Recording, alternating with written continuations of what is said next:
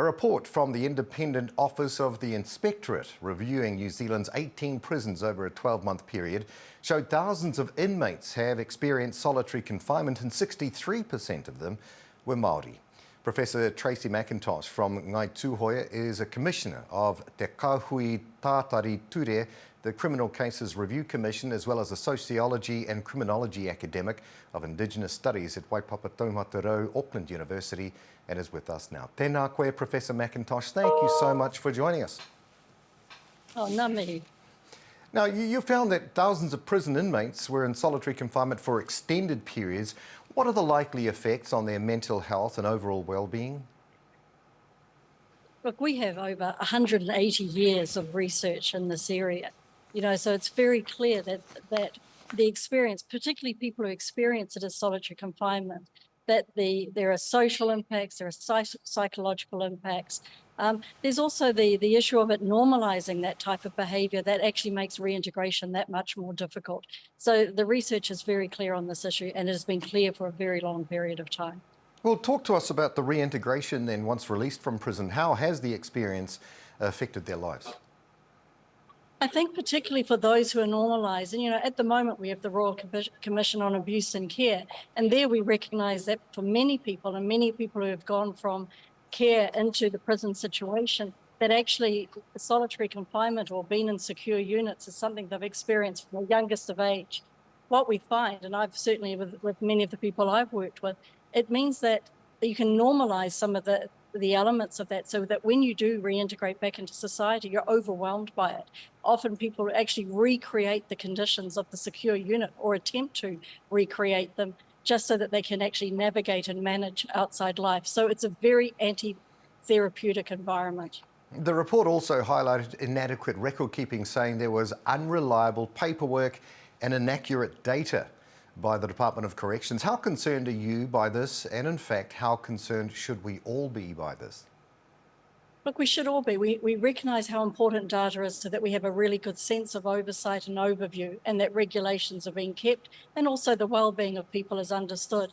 We've also got to recognise that a prison it's not an ordinary institution, and it doesn't have the level of transparency that other public institutions have. It is literally behind the wall, behind the wire. This makes it even more incumbent on those to ensure that the data collection is very clear, and we can actually see that things are being used in the way they're supposed to. For example, the Inspectorate report, a very good report, looks at the issue of some people being saying that they're not actually in a secure unit, they're there bed only.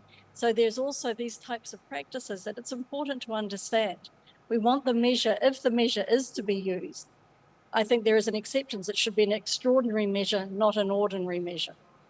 So what does solitary confinement look like in practice, and over what period of time does it become a real problem? Well, I think that, if we think about any form of isolation, we're very much social animals. We rely on context. One of the things that, really comes up with solitary confinement is how quickly you lose a sort of a temporal sense, what the time is, what the spaces is. How time travels. So that's a very, very, you don't need to be in solitary confinement for a long time for that to happen.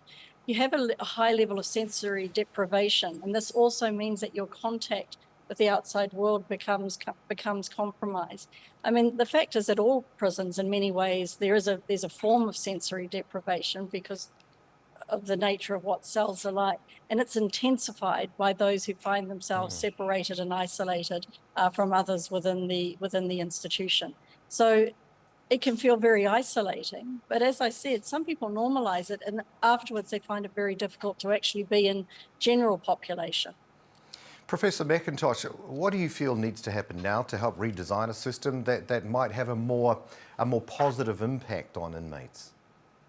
Look, we know that this is a demand for not just reform but transformation. As I said, it should not be an ordinary measure. We have to look at other ways of dealing with whether it's misbehaviour or other types of things. And I think that sometimes the focus too much on compliance means that we actually escalate behaviours and make it unsafe, not just for prisoners, but actually for those who work within prisons.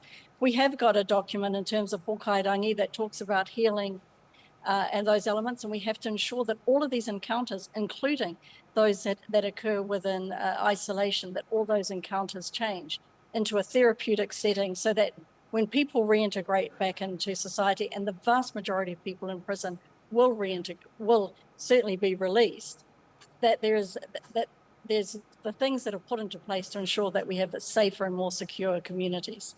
Very well It's articulated. totally. Sorry, what was that just then? It is a sort of a total transformation that's needed within the system to ensure, that we actually have a safer community. Beautiful. Professor Tracy McIntosh, Commissioner of Te Kahui Tātari